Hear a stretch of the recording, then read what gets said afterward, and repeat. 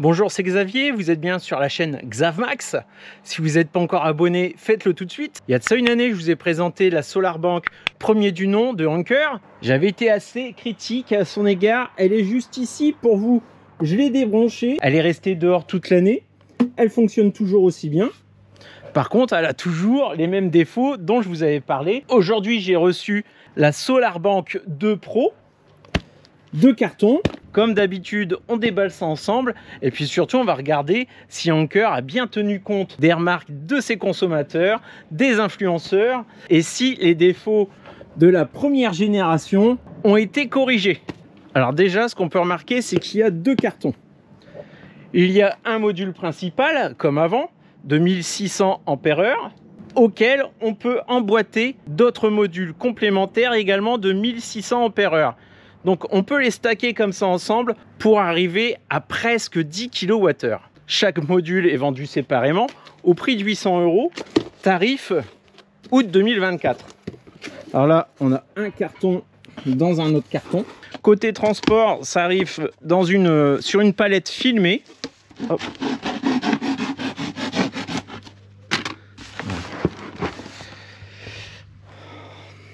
Donc, capacité 1600 ampères-heure, comme je vous ai dit, 2400 watts MPPT, 4 entrées en tout, garantie 10 ans et Anker prévoit une durée de vie de 15 ans. Ce sont des batteries LFP et on nous dit 6000 cycles. Grande notice explicative.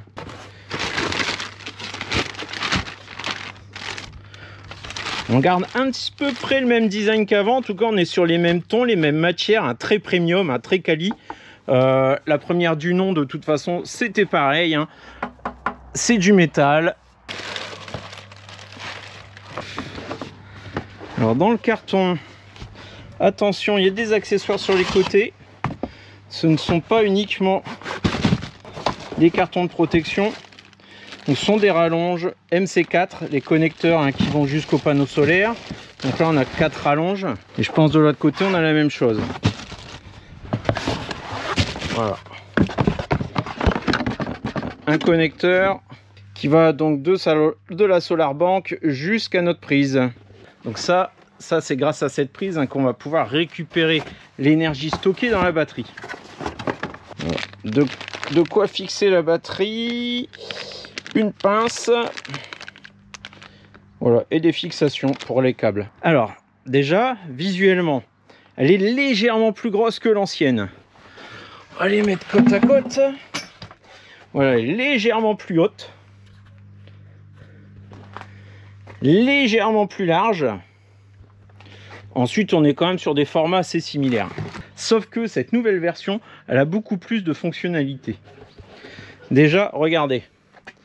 On peut y brancher 4 panneaux, alors qu'avant je n'avais que 2 entrées. Elle prend la dénomination de SolarBank Pro, parce qu'il existe une autre version, la 2 Plus, qui elle conserve 2 entrées. J'ai regardé sur le site internet, sur la 2 Plus, avec ces 2 entrées, on est 200 € moins cher. Donc moi je trouve que pour 200 € de plus, c'est quand même mieux d'avoir un système qui peut emmagasiner 2 fois plus de panneaux. Donc je partirai plus sur une version Pro. Si je regarde sur cette tranche, il y a une sortie 230 volts. Alors ça peut être vachement utile en cas de panne de courant. Vous pourrez toujours utiliser cette sortie là. Là, elle est indépendante de votre réseau électrique. C'est-à-dire que contrairement à l'ancienne version, là vous pourrez directement brancher un appareil, un équipement sur cette batterie. Ça fait que vous aurez une prise 100% solaire dans votre jardin. Si exceptionnellement, une fois dans l'année, vous partez faire du camping ou autre, vous pourrez toujours la débrancher, l'embarquer, ou bien en cas de panne de courant, par exemple, vous pourrez toujours brancher vos volets roulants, par exemple, sur cette batterie pour pouvoir les débloquer, les ouvrir et les fermer. Et puis, bien sûr, hein, la grosse nouveauté, c'est de pouvoir la clipser. Donc, normalement, hop, je la retourne. Et ici, voilà, il y a un connecteur qui va venir s'emboîter sur des modules complémentaires qu'on viendrait clipser en dessous. On va le déballer, le module complémentaire. Alors là, il y a beaucoup moins d'infos, hein, mais pareil, le module complémentaire il est garanti 10 ans, durée de vie 15 ans. Batterie LFP, 6000 cycles. Alors on peut en mettre jusqu'à 5, hein, ce qui amène le tout à 9,6 kWh. Petite notice. Petite vis, je pense, pour bloquer les deux systèmes ensemble, afin d'être certain qu'ils ne bougent pas. Donc il y a des poignées sur le côté, super pratique. Sauf quand on a une caméra à la main. Voilà. Ne pas oublier d'enlever le petit caoutchouc. Pareil, hein, ils ont le sens du détail, hein, du premium, hein, Anker Solix. Même si, une fois que je vais le plugger par au-dessus, ça sera totalement invisible.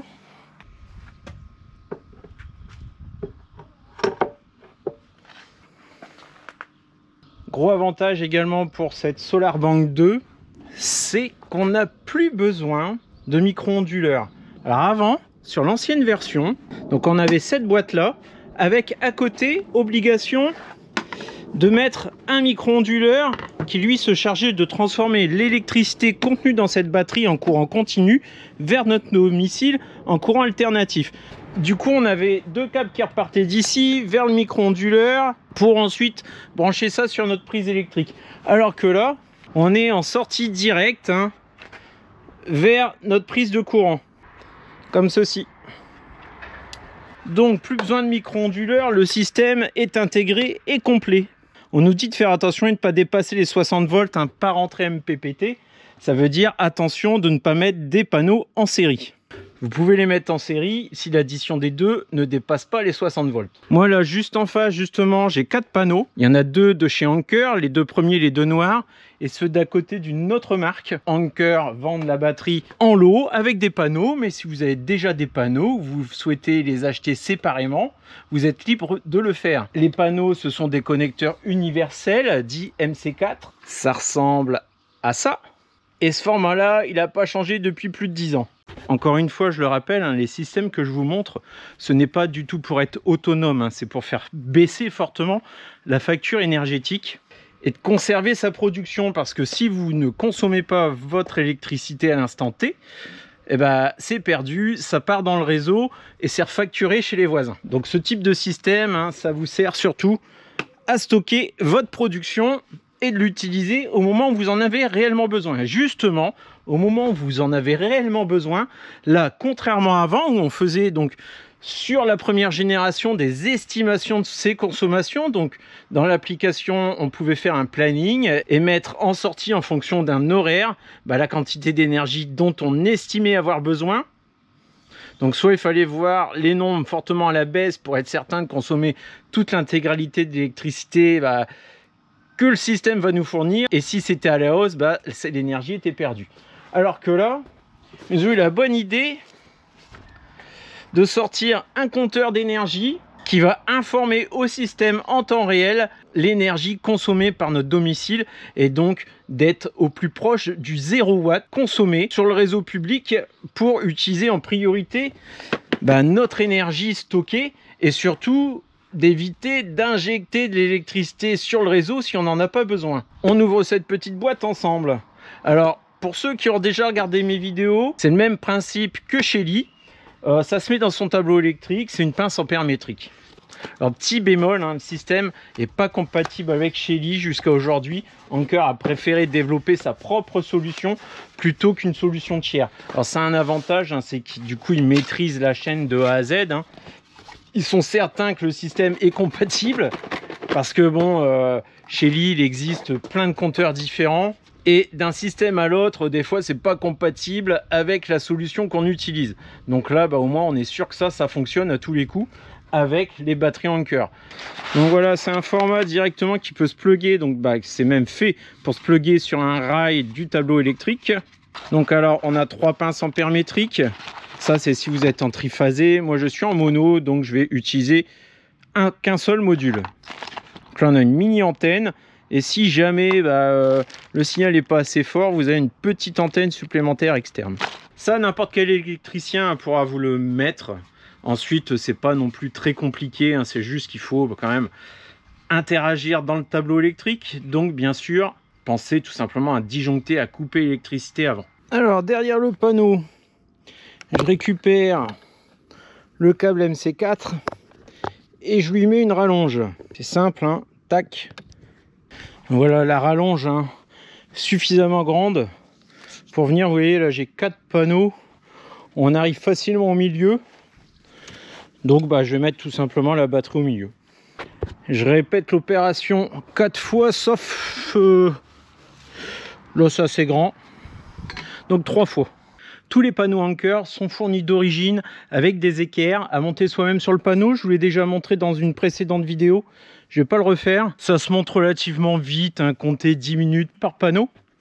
Et tous les outils sont inclus dans la boîte. Donc les équerres, elles ressemblent à ça. Et sur une année, là, ça n'a pas bougé. J'ai même une top là-bas derrière qui s'est invitée pour ajouter du lest. Alors, ici, on va enlever tous les capuchons.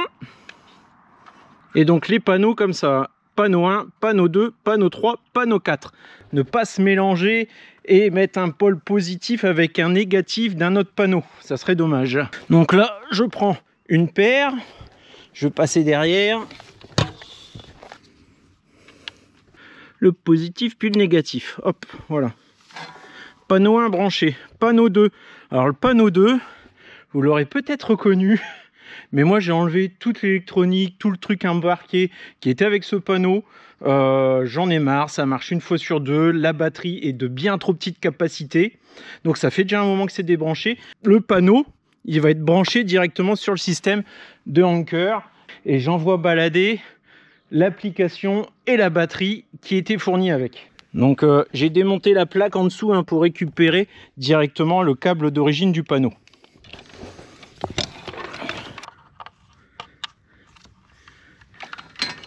Maintenant, le panneau Anker, ils sont vachement puissants. C'est ceux qui me donnent le meilleur rendement. Et je dis pas ça parce que je fais une vidéo Anker, c'est la vérité. Voilà. Et enfin, le dernier.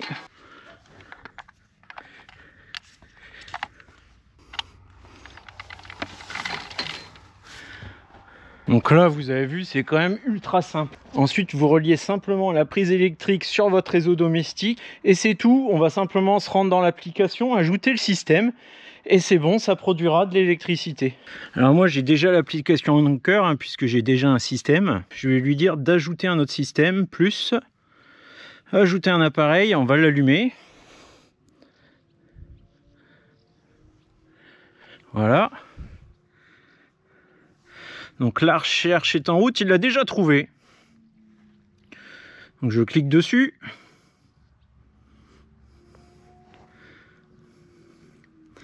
Il me demande mon réseau Wi-Fi, il est déjà pré-rempli. Suivant.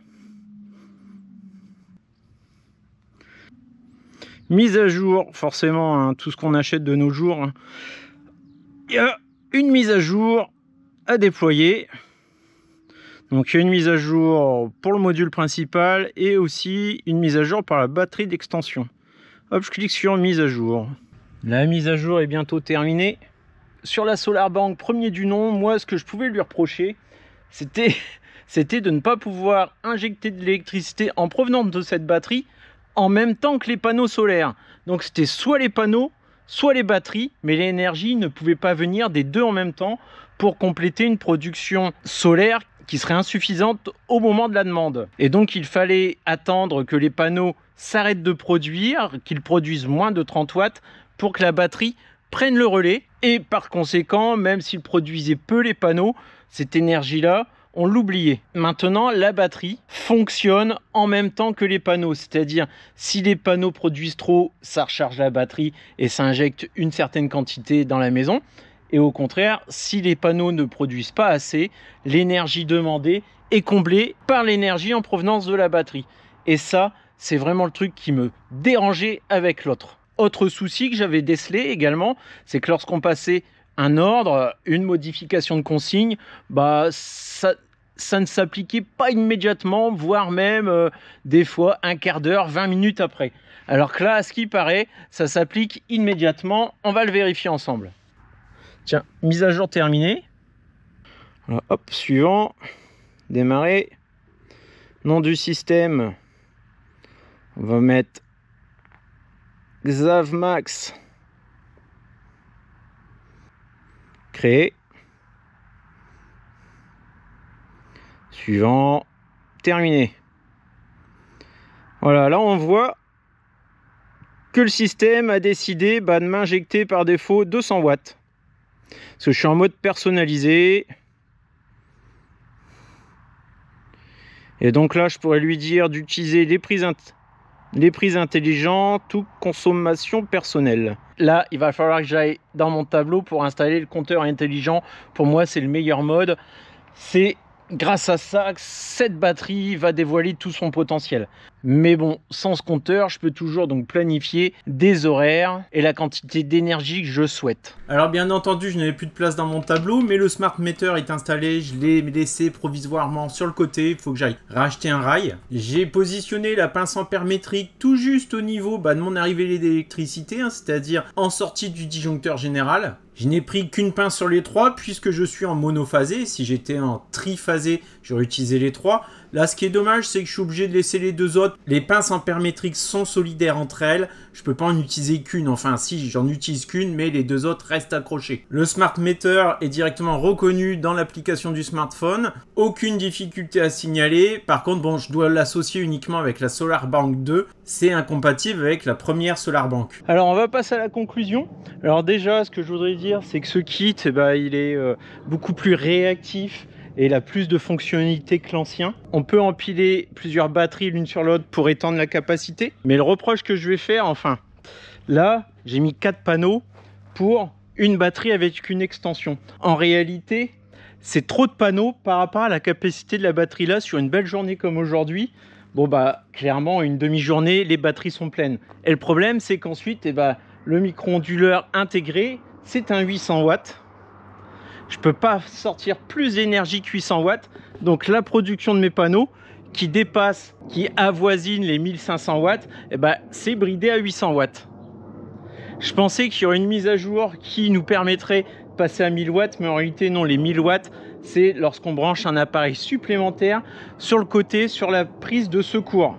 Anker, ils ne préfèrent pas prendre le risque d'injecter plus de 800 watts sur une prise domestique. Ils veulent s'adresser à un large public et ils ne peuvent pas eux-mêmes contrôler sur quelle prise domestique on va brancher le kit.